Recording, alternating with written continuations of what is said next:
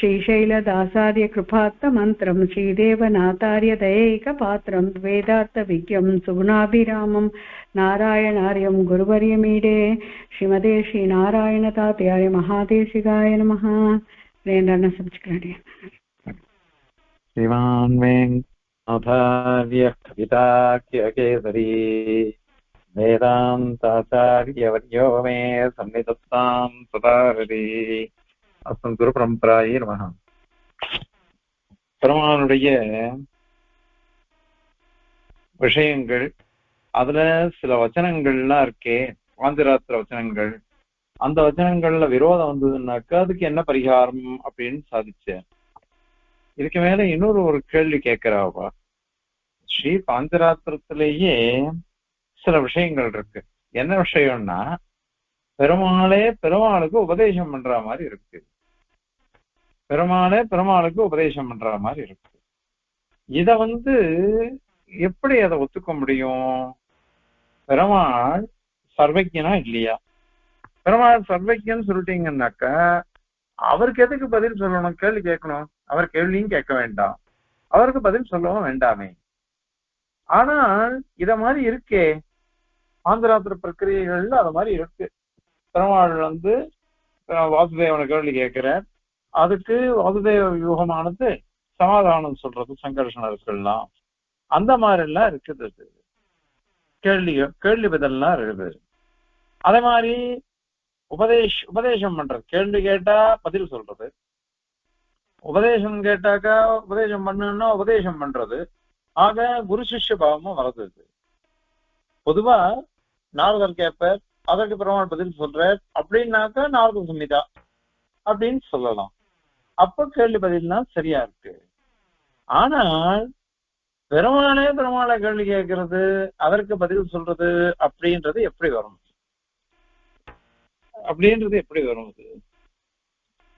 அதுக்கு அப்படி சொன்னோம்னாக்கா என்ன ஆகுது? பெருமாள் வேற, இந்த கேட்கிறவா இருக்காளோ இல்லையோ அவ வேற அப்படின்னு தானே வருது. கேட்கிறவா வேற, பதில் சொல்றவன் வேற. அப்போ கேட்கிறவர் ஜீவனாகவே இருக்கட்டுமே, ஜீவாத்மா தான் கேள்வி கேட்கறது அப்படின்னு போட்டுமே. அதை விட்டுட்டு பெருமாளை கேள்வி கேட்கற அப்படின்னு சொன்னா அது சரியா வருமா? அதனால நீங்க இத மாதிரி சொல்ல வேண்டாம். ஆகவே பாஞ்சராத்திர பிரக்கிரியில சொல்லப்படுறது எல்லாம் தவறு. அது அதனால இந்த மாதிரி விஷயங்கள் வச்சுக்கோங்க அப்படின்னுட்டு அவ கேள்வி கேட்கிறா. ஏன்னா கேள்வின்றது எப்ப வரும்? எனக்கு அஜ்ஞானமா இருந்தாதான் நான் கேள்வி கேட்கலாம். அஜ்ஞானம் இல்லைன்னாக்கா நான் ஏன் கேள்வி கேட்க போறேன்? பரமாத்மா அஜ்ஞானமே அவனுக்கு கிடையாது, அப்படிப்பட்டவன் கேள்வி கேட்கிறான்னு சொன்னாக்கா அது எப்படி சரி வரும்? அதனால இது ஜீவன் அஜ்ஞனா இருக்கான், அவன் பெருமாளை கேள்வி கேட்கிறான், அதற்கு பெருமாள் பதில் சொல்ற. பெருமாளுடைய சுத்த ரூபம் இல்லை, இது ஏதோ ஜீவனோட சேர்ந்த ரூபம். அதனால ஜீவன் கேள்வி கேட்கிறான், அதற்கு பெருமாள் பதில் சொல்றேன்னு சொல்லிட்டு போலாமே. இதுதான் சரியா இருக்கும்.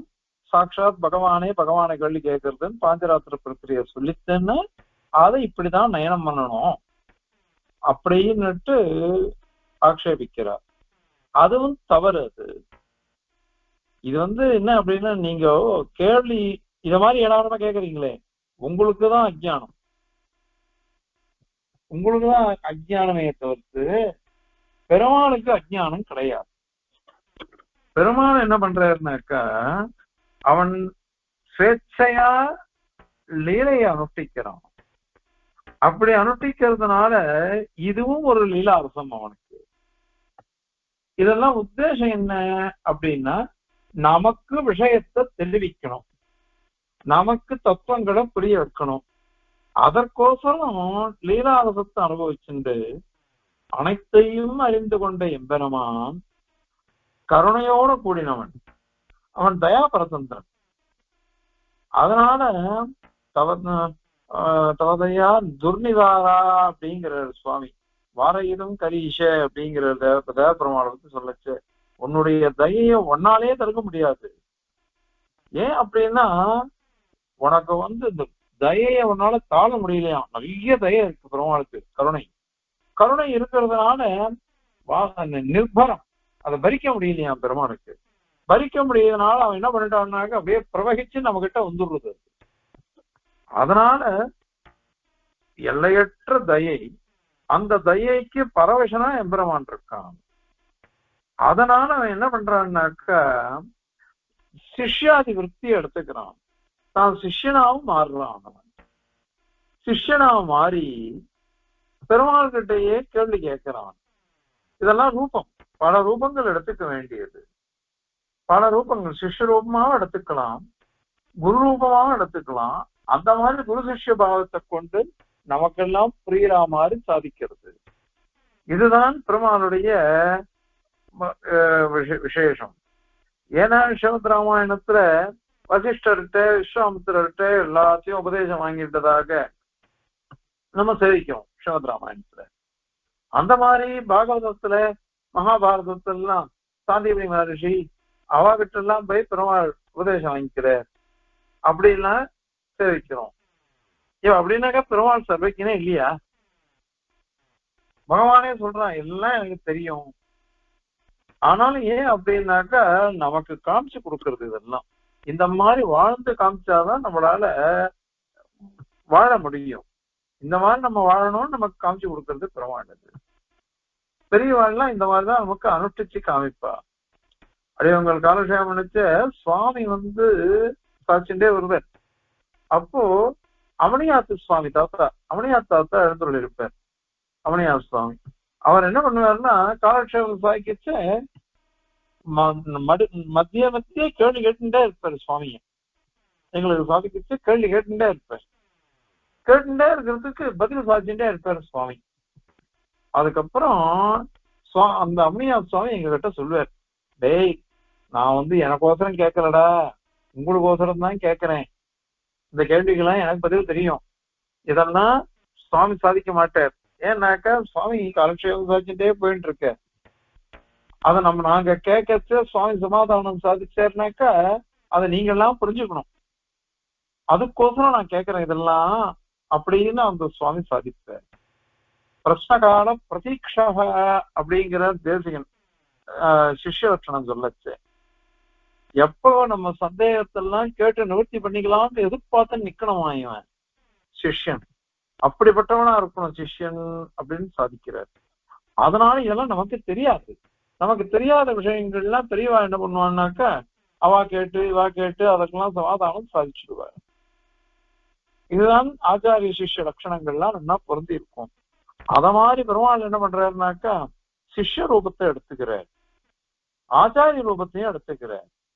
இதுவும் ஒரு விளையாட்டு அவனுக்கு. அப்போ சிஷ்ய ரூபத்தை எடுத்துட்டு கேள்வி கேட்கிறார். ஆச்சாரிய ரூபமா இருக்கக்கூடிய பகவான் சமாதானம் சாதிக்கிறார்.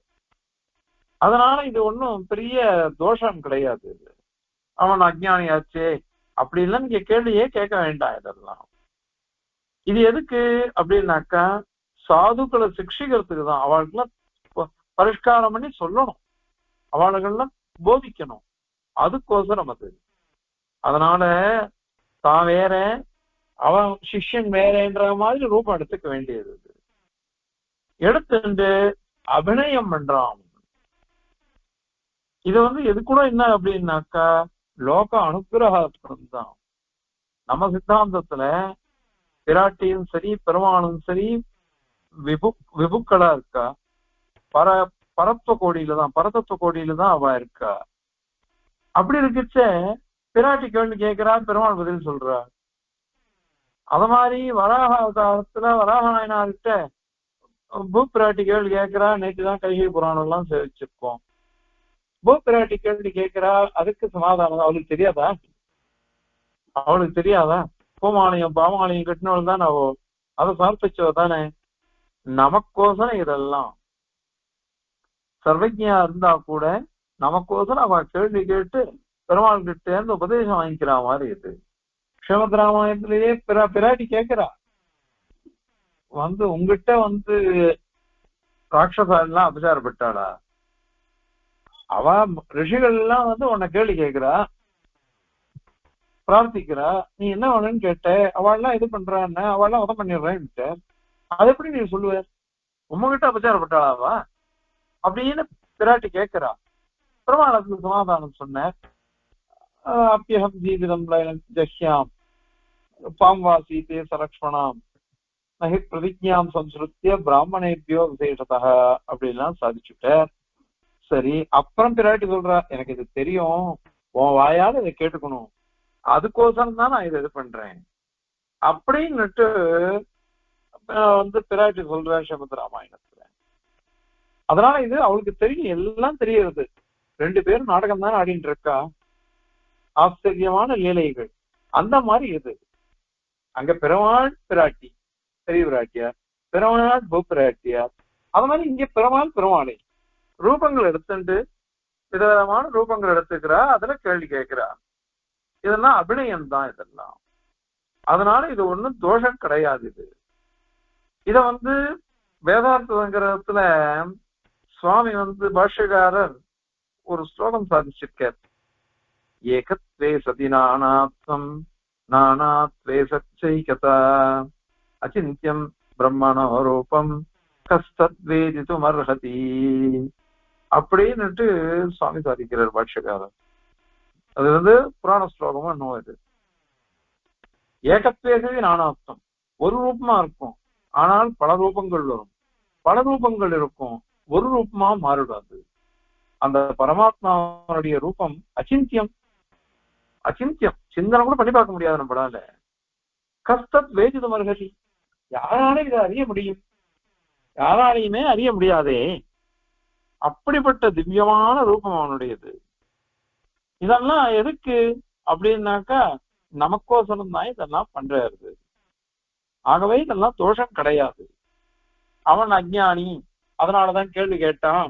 அப்பனா பதில் சொல்றவன் மாத்திரம் சர்வஜன், கேட்கிறவனுக்கு மாத்திரம் அது தெரியாதா அப்படின்னு வரும். அதெல்லாம் அந்த மாதிரிலாம் கேள்வி எல்லாம் வந்ததுன்னா உங்களாலையும் பதில் சொல்ல முடியாது.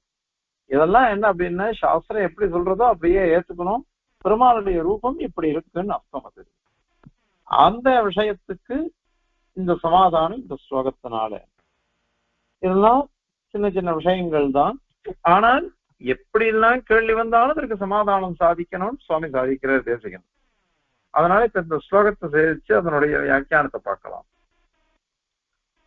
யுக்தி பிரஸ்னோத்தராதே நஹி புருஷபிதாம் புத்திபேதம் ச முக்த்வா தஸ்மாத் வியூஹாதிபேதே கதிச்சன புருஷாः ஸ்யுப்பரேனானுபத்தாः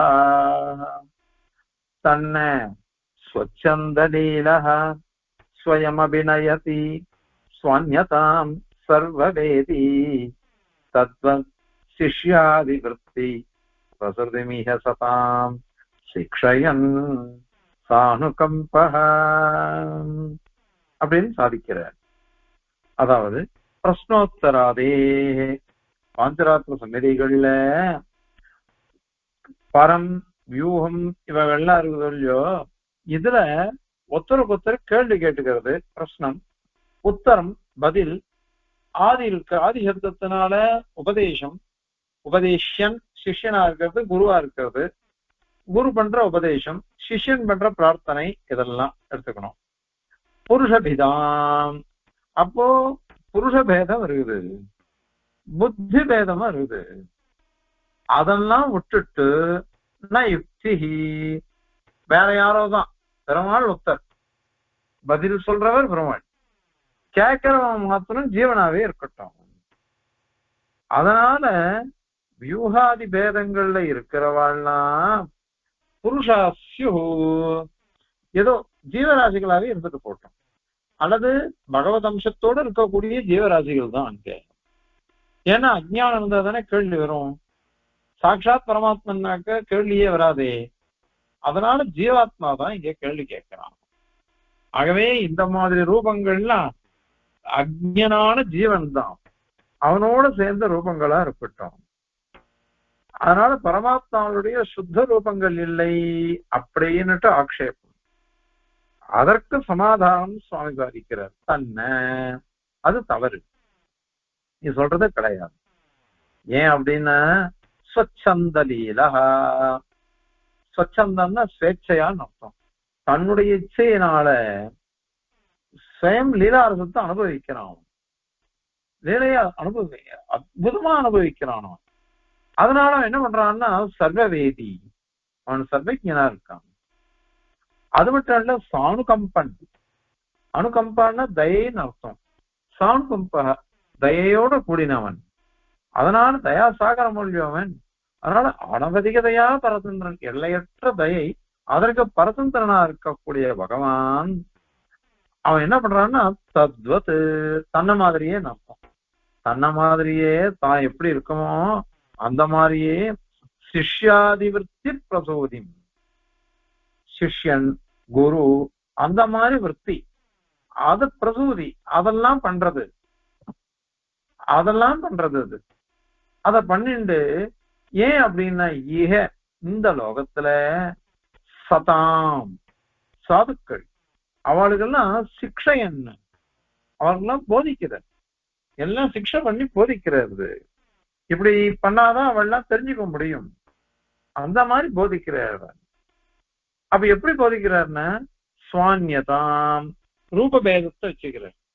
ரூபபேதத்தை ஒரே ஆச்சாரி, ஒரே பிரம்மாள் ஆச்சாரியராகவும் சிஷ்யராகவும் பேதம் ரூபபேதத்தை வச்சுண்டு அபிநயத்தி, அபிநயம் பண்றார். அவர் அபிநயம் பண்ற. அப்படி அபிநயம் பண்றதுனால என்ன ஆகுது அப்படின்னாக்க லோகமானது அனுகிரகிக்கப்பட்டதாகிறது. லோகத்துல இருக்கிறவர்கள்லாம் ஒரு நல்ல ஞானம் கிடைக்கும். அப்படி அது மாதிரி உபதேசம் எல்லாம் பண்ணவேதான் இத்தனை சம்மிதைகள். எங்க வித்யாபீடத்துல ஒரு புத்தகம் போட்டா, ஸ்ரீகிருஷ்ண சம்மிதியோ விஷக்சேன சம்மிதியோ ஏதோ போட்டா, அதுல 200 சொச்சம் சம்மிதைகள் இருக்கு, பாஞ்சராத்திர சம்மிதைகள் எல்லாம் வெளில வரல. அந்த மாதிரி சம்மிதைகள் எல்லாம் பகவான் உபதேசிச்சதுதான், அத மாதிரி இருக்கு. ஆகவே பெருமாள் நம்மளை அனுகிரகிக்கிறதுக்கோசரம் இத்தனை காரியங்கள் பண்றது. அதனால இங்க சிஷ்யனா இருக்கிறவன் ஜீவன் அல்லது ஜீவசக்தியோடு இருக்கக்கூடிய பரமாத்மா அஜ்ஞானம் அதெல்லாம் இங்க வரக்கூடாது அப்படின்றத இங்க சாதிக்கிற. இப்போ ஸ்லோகத்தை பாருங்க. யுக்தி பிரஷ்னோத்தராதே நஹி புருஷபிதாம் புத்தி பேதம் சமுக்த்வா தஸ்மாத் வியூஹாதிபேதே கதிஜன புருஷாः பரேணானுபத்தாः தன்ன ஸ்வச்சந்தலீலः ஸ்வயமபிநயதி ஸ்வான்யதாம் சர்வவேதி தத்வசிஷ்யாதிவிருத்தி பிரசுதிமிஹ சதாம் சிக்ஷயன் சானுகம்பஹ. அடுத்த ஸ்லோகம் பாருங்க. இதெல்லாம் ஸ்லோகமா புரியுற ஸ்லோகங்கள், அதனால அடுத்த ஸ்லோகம் சேவிக்கலாம். பெருமாள் அற்புதமான காரியங்கள்லாம் பண்ணிட்டு இருக்காரு, ஆச்சரியகரமான காரியங்கள்லாம் பண்ணிட்டு இருக்காரு. ஆனால் அதெல்லாம் வெறும் நிஜமாவே நடந்துதா அப்படின்னா நிஜமாவே நடக்குமா? இத மாதிரி பண்ண முடியுமா? லோகத்துல நம்ம அது மாதிரி பாக்குறதே இல்லையே. அது மாதிரி எப்படி வந்தது அது? ஏன் அப்படின்னாக்கா பெருமாள் வடபத்திரசாயியா இருக்கான். பெருமாள் நம்ம எல்லாருக்கும் தெரியாது. வடபத்திரசாயின்றது எப்படி? அது பிரபஞ்சம், பிரபஞ்சத்துல ஒரு வடபத்திரம் ஆளிலை, அந்த ஆளிலையில ஒரு குழந்தை படுத்துட்டு இருக்கு. அந்த குழந்தையினுடைய வயிற்றுக்குள்ள இந்த பிரபஞ்சமே போயிடுது. இப்ப பூமிக்குள்ளதான், இந்த பிரபஞ்சத்துக்குள்ளதான் பெருமாள் இருக்கு. பிரபஞ்சம், அந்த பிரபஞ்சத்துல ஒரு ஆளிலை, அந்த ஆளிலையில பெருமாள் இருக்கு. அதுக்குள்ள இந்த பிரபஞ்சம் எல்லாம் இருக்கு. இது எப்படி? இது பிரபஞ்சத்துக்குள்ளேயே ஒரு ஆளிலை, அந்த ஆளிலைக்குள்ள மேல பெருமாள், அதுக்குள்ள இந்த பிரபஞ்சம். இது எப்படி? அதுவும் ஒரு சின்ன குழந்தை, அந்த குழந்தையினுடைய உதரத்துக்குள்ள வயிற்றுக்குள்ள எல்லாம் வந்துருது, எல்லா பிரபஞ்சமும் அப்படின்னு சொல்றதுன்றது யாருக்கு? நல்ல புத்திசாலியா இருக்கிறவனுக்கு நம்பிக்கையா இருக்குமா? அதுல நம்பிக்கை வருமா? நம்ப முடியுமா? அதுல இது பொய்யாதான் இருக்கணும். இதெல்லாம் இந்திரஜாலம். இந்திரஜாலம்னா அந்த மேஜிக் பண்ற பாருங்க, அது அத மாதிரிதான் இது. உபேந்திரம் அப்படிங்கிற சுவாமி, உபேந்திர ரூபமான பகவான், உபேந்திரன் பகவானுக்கு பேரு பவனாவதாரத்துல, அத மாதிரி ஒரு ரூபத்தை எடுத்துட்டு இந்திரஜாலம் பண்றான். அது இந்திரஜாலம்னாக்க பொய் அப்படின்னு அர்த்தம். இதெல்லாம் ரசம்தான், ஒரு ரசவசாத்து. அந்த பாதரசத்தை வச்சுட்டு சில காரியங்கள் எல்லாம் பண்ணுவானாம். அந்த மாதிரி இது ஒரு சக்தி ரூபமா இருக்கட்டுமே, ஒரு அற்புதமான சக்தியினால ஏமாத்துறான் பகவான், பொய்யா இதெல்லாம் கற்பிக்கிறான். ஏன்னாக்கா இது மார்க்கண்டேயருக்கு காமிச்சது ஒண்ணு. அத மாதிரி கிருஷ்ணன் யசோதைக்கு தன்னுடைய திருவாயில திறந்து மண்ணு சாட்டான்ட்டு வாயை திறக்க சொல்றாவோ, வாயை திறந்தா அந்த சராச்சரங்களும் இருந்தது. அந்த சராச்சரங்களும் பெருமாளுடைய திருவதரத்தை திறந்து பார்த்தா இருக்கு. அது எப்படி வந்தது? அது அத மாதிரி யுத்த ரங்கத்துல அர்ஜுனனுக்கு மகாவிஷ்ணு ஸ்வரூபத்தை காமிக்கிறார் பெருமாள். இதெல்லாம் எப்படி வரும்? இதெல்லாம் யாராலும் நம்ப முடியும்? நம்ப முடியாத விஷயத்தை போய் இது பாஞ்சராத்திரம்னு சொல்றது, அத மாதிரி பாகவத புராணங்கள்லாம் சொல்றது. இது இப்ப பாஞ்சராத்திரம் அர்த்தம் பண்ணிக்க வேண்டாம், பொதுவா பாகவதம் மகாபாரதம் இத மாதிரி புராணங்கள்லாம் சொல்றது. அதெல்லாம் எல்லாம் மாயாதான் இருக்கு. மாயன்னா பொய்ன்ற அர்த்தத்துல அவ சொல்ற. அதனால அதை எப்படி அங்கீகரிக்க முடியும்? இதெல்லாம் தேவையே இல்லை அப்படின்னு சொன்னாக்கா, இதுல நீங்க விசாரம் பண்றீங்க பாருங்க, இது உங்களுடைய மூர்க்கத்தனத்தை தான் காமிக்கிறது. மூர்க்கத்தனம் தான். இத மாதிரி வரக்கூடாது, நீ கேள்வியே வரக்கூடாது. இதெல்லாம் பொய்ன்னு சொல்லக்கூடாது. ஏன் அப்படின்னா, இவன் ஆச்சரிய சக்திமான், பகவான் ஆச்சரியமான சக்தியோட கூடினவன். ஆச்சரியமான சக்தியோட கூடினவனா இருக்கிறதுனால இப்ப சொன்ன ஏகத்துவ நானாப்தம் அந்த மாதிரி எதவனாலும் அவனாலும் பண்ண முடியும். ஆரம்பத்துல நல்குறவும் செல்வம்னு வரும். உப்பிலியப்பன் பெருமாளை பத்தி நம்மாழ்வார் சாதிக்கிறது. அங்க அகடகரணா சாமர்த்தியம் தான் அங்க நிரூபிக்கிறார். சுவர்க்கமும் நரகமுமாய் நல்குறவும் செல்வம் அப்படின்னா வரிசையா வரும். எல்லாமே பரஸ்பர விருத்தங்கள். பரஸ்பர விருத்தங்களை பெருமாள் பண்ணி காமிக்கிறேன். அது எப்படி முடியும் அப்படின்னாக்கா, இதுதான் பகவானுடைய அகடகரணா சாமர்த்தியம். ஆச்சரிய ரூபமான சக்தி இருக்கு அவனுக்கு, அதை வச்சுட்டு பெருமாள் பண்றது. அதனால அந்த மாதிரி இருக்காது. அதனால இது சர்வம் சித்தம், சத்தியமானது, சித்தமானது. இது நாங்க சொல்லல, பரமாப்தாளா இருக்கக்கூடிய மகர்ஷிகள், பராசர பகவான், அந்த மாதிரி வியாச பகவான் இவெல்லாம் சொல்லியிருக்கா. அப்ப விரோதம் இருக்குதே அப்படின்னு சொன்னாக்கா, அந்தந்த தசையை எடுத்துக்கணும். அந்தந்த தசை, அதாவது இதுக்கு ஏத்த மாதிரி தசை. அந்த இடத்துல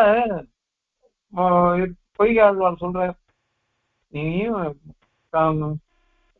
மண்ணும் மலையும் மறிகடமும் மாறுதமும் முன்னும் விளங்கியது மெய்யன்பர் அப்படின்னு கேட்டுட்டு, ஆமா அந்த உலகளவு உண்டோ உன் வாய்? உன் வாய் அவ்வளவு பெருசா இருக்கா? நீ குழந்தை தானே, நீ எப்படி அத்தனையும் நீ எல்லாத்தையும் உன்னால சம்ஹாரம் பண்ண முடிஞ்சது? எல்லாத்தையும் எப்படி ஒழுங்க முடிஞ்சது? இத்தனோட திறமை நீ ஆச்சு. அதாவது ஆச்சரியப்பட்டு கேட்கிறார் அவர். அந்த தசை பெருமாளால எதையும் பண்ண முடியும். உருவத்தை பார்த்து சொல்லக்கூடாது. பெரியார் சொல்றார், பாலகன் என்று பரிபவம் செய்ய அந்த மாவலியிடம் சென்று கேள் அப்படின்னு வரும்.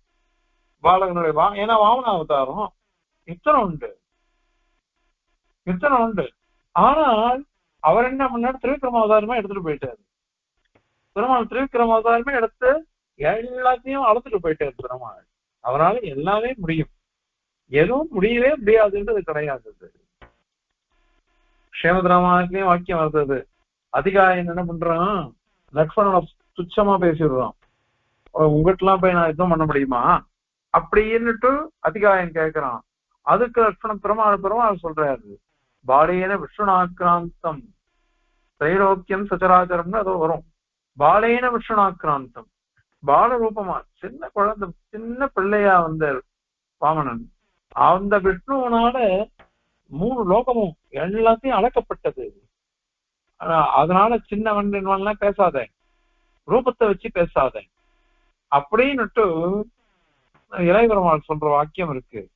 அதனால எதுவுமே இந்த மாதிரிதான். பகவானுடைய ரூபமானது சாமானியம் இல்லை, வெறும் உடம்ப வச்சுட்டு பார்க்க கூடாது. அந்த தசைக்கு ஏத்த மாதிரி அவன் தன்னை எடுத்துக்கிறான். அது ரூபம் பின்னாடி வரப்போறது அத்ரவியசரத்துல. இது என்ன, இது நரசிங்கமமா வருதுன்றது லோகத்துல எங்கேயாவது உண்டா? ஒன்னும் மனுஷனா இருக்கணும் அல்லது மிருகமா இருக்கணும். இதுவும் இல்லை அதுவும் இல்லை. பெருமாள் வராக அவதாரம் எடுத்திருக்க, மத்ஸ்யாவதாரம் எடுத்த, கூர்மாவதாரம் எடுத்த, அதே மாதிரி நரசிங்க அவதாரம் எடுத்த, ஐகிரியோ, இது மாதிரி எத்தனை அவதாரங்கள் இதுல எல்லாத்துலயும் பிராட்டி கூட இருக்கா. அந்த மாதிரி இருக்கிற மாதிரி அவதாரம் வந்திருக்கு. இதெல்லாம் எப்படி வரலாம் அப்படின்லாம் கேள்வி கேட்டு அதற்கெல்லாம் பதிலாம் சொல்ல போறாரு. ஆகையினால எதுவா இருந்தாலும் சரி, பகவான் அதை எடுத்துட்டு இருக்கான். பகவான் ஏன் எடுத்துட்டான் அப்படின்னாக்க, இதுவும் நம்மளை ரட்சிக்கிறது ஒரு லீலை தான். அது மாத்திரம் இல்லாம இத மாதிரி மகான்களுக்கு சில விஷயங்களை காமிக்கணும். ஏன்னா அங்க இவர் கேட்கிறார், மார்க்கண்டேய மகர்ஷி கேட்கிறார், பரமசாத்விகர், அற்புதமான வேதாந்தி பிரம்மவித்து, அவர் கேட்கிறார், எனக்கு தத்துவம் தெரிஞ்சது, உன்னுடைய மாயைன்னா என்னன்னு தெரியலையே. உடனே அவர் காமிக்கிறார் மாயைன்னுட்டு. எப்படி காமிக்கிறாருனாக்க, உடனே அந்த பிரபஞ்சம் முழுக்க அவர் உட்காந்து இருக்க பதரிகாசிரமத்துல ஒரே ஜலமயமா ஆயிடுறது. அதுல குழந்தை வடபத்திரம், அதுல குழந்தை, அந்த குழந்தை வாயை திறக்கிறது, எல்லாரும் போற மார்க்கண்டேயனும் உள்ள போயிடுறாரு. போனா அந்த பிரபஞ்சத்தை சுத்தி சுத்தி வர எல்லாத்தையும் பாக்குறாரு. பார்த்தா அந்த பதரிகாசிரமத்துக்கே நிக்கிறார். அதே இடத்துல அவர் தபஸ் பண்ணிட்டு இருக்க, பெருமாள் நின்று இருக்க, கயிறு அறுந்து போயிடுறது, பாகவதம் சொல்லு போறது. என்ன அழகான தத்துவம்! அவளுக்கு புரிய வைக்கணும் இல்லையோ, அவ கேட்கிறா, அதற்கோசரம் பெருமாள் எடுக்கிற. அதனால எந்த தோஷமும் கிடையாது. இதெல்லாம் பெருமாளுடைய அற்புத சக்தி. அந்த அற்புதமான ஆச்சரியமான சக்தியை சொல்றதுனால இத இல்லவே இல்லை, பொய் அப்படின்லாம் சொல்லக்கூடாது. ஏன்னா சர்வஜனான சர்வசக்தனான பகவான் இது. அடுத்த ஸ்லோகம் சர்வஜத்துவத்தை பத்தி கேள்வி வரப்போகுது. அதுக்கு அடுத்த ஸ்லோகம் சர்வசக்தியை பத்தி கேள்வி வரப்போகுது. இப்படி எல்லாத்துக்கும் சமாதானம் சுவாமி சாதிக்க போறார். அதனால இந்த மாதிரி கேள்வி வரக்கூடாது. அதுக்கோசரம் இந்த ஸ்லோகம் வருது. இப்போ இந்த ஸ்லோகத்தை சேவிக்கலாம். விஸ்வாந்தர்வர்த்தி பாலோதரகதம் அகிலம் கஸ்ய விஸ்வாச பூமி தஸ்மாத் ஔபேந்திரமீத்ருக்கு பவது ரசவசாத் இந்திரஜாலம் பிரவருத்தம் மா பூத் ஆச்சர்ய சக்தேஹ அவிததமிதம் இத்யேவ சர்வார்த்த சித்தேஹ யாகாதஸ்யோபசாந்தி ததன குணதசா பேத யோகாதிபி ஸ்யாத் அப்படின்னு சாதிக்கிறார். என்னது? அகிலம், இந்த பிரம்மாண்டம் முதலானவைகள் எல்லாம், இந்த பிரபஞ்சம் முழுக்க அப்படின்னு அர்த்தம். இவைகள்லாம் சர்வம் அப்படி அனைத்துமே, இந்த பிரம்மாண்டம் முதலான அனைத்தும் விஸ்வாந்தர் வர்த்தி, இந்த விஸ்வம் பிரபஞ்சம், அதுல உள்ள இருக்கக்கூடிய ஒரு பாலகன், சின்ன குழந்தை, அந்த குழந்தையினுடைய உதரகதம், அவருடைய திருவயிற்றுல எல்லாமே படுத்து. இந்த ஜகத்துல அந்தர்கதமா, பிரபஞ்சத்துல அந்தர்கதமா பெருமாள் இருக்க. அந்த பெருமாள் குழந்தை, அந்த குழந்தைகளுடைய உதரத்துல இது அத்தனையும் இருக்குது. இந்த பிரபஞ்சம் எல்லாம் இருக்குது. பிரபஞ்சத்துல தான் இவர் இருக்க, இவர் வயிற்றுல பிரபஞ்சம் இருக்கு. இது எப்படி? இது கசிய நல்ல புத்திசாலியா இருந்தான்னா, புத்திமானா இருந்தான்னாக்கா அவனுக்கு விஸ்வாச பூமி, அவனுக்கு விசுவாச விஷயமா ஆகுமா? நம்பிக்கைக்கு விஷயமா ஆகுமா? அதனால இருக்கு இந்த மாதிரி விற்த்தாந்தங்கள்லாம் ரசவசா ஏதோ லீலாரசத்தினால ஔபேந்திரம் விளையாடுறது. உபேந்திரம் சக்தி இருக்குது, அதை கொண்டு பெருமாளே உபேந்திரம் தானே வாமன அவதாரத்துல. அது மாதிரி அவன் வந்து உபேந்திர ரூபேன உபேந்திர ரூபமா இருக்கிறதுனால நமச்சின்னு இவனுடைய பலி சக்கரவர்த்தியினுடைய பிள்ளை அவன் கேட்டானா, என்னிது மாயம் என்ன பண்ண அருந்தினன், இது என்ன மாயம் இது, எங்க அப்பாவுக்கு தெரியல, நீ வாமனாவதாரம் வந்து எடுத்துன்னு கேட்டிருக்க 3 அடின்னு. அப்புறம் திருவிக்ரமாவதாரம் எடுத்துதான் நீ எடுத்துட்டு இருக்க அளக்கிற நீ, இது நியாயமா, இது மாயம், இது ஏமாத்துறது இது அப்படின்னு உடனே பார்த்த பெருமாள். அது மாயம்னா இதுவும் மாயம் தான் ஒரு சொல்லிட்டு அவனுக்கு கிடைச்சிட்டு பெருமாள்.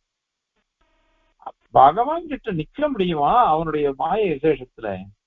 அதனால உபேந்திர ரூபமா இருந்தக்கூடிய பகவான் அவனால சொல்லப்பட்ட இந்திரஜாலம் பவது, இது மாயாஜாலம்.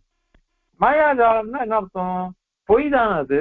எத்தனையோ ஏதோ மேஜிக்ல நமக்கு காமிக்கிறா, அது அத்தனையும் உண்மையான்னா.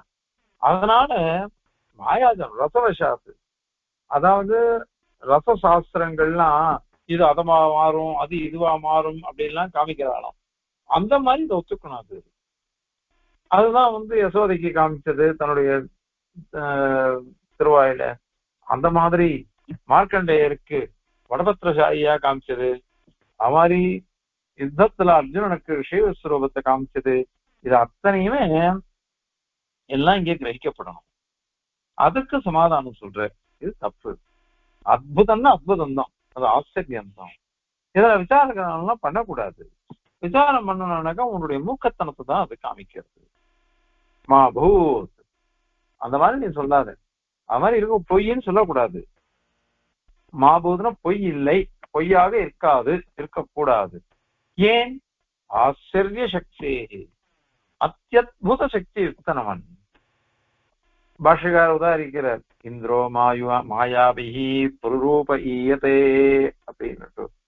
இந்திரனான சர்வேஸ்வரன் மாயைகள்னால புருரூபா பிரம்மாண்டமான ரூபத்தை எடுத்துக்கிறான் அப்படின்னா உபனிஷத் வாக்கியத்தை எடுத்துக்கிறார், பாஷகாரர் காமிக்கிறார்.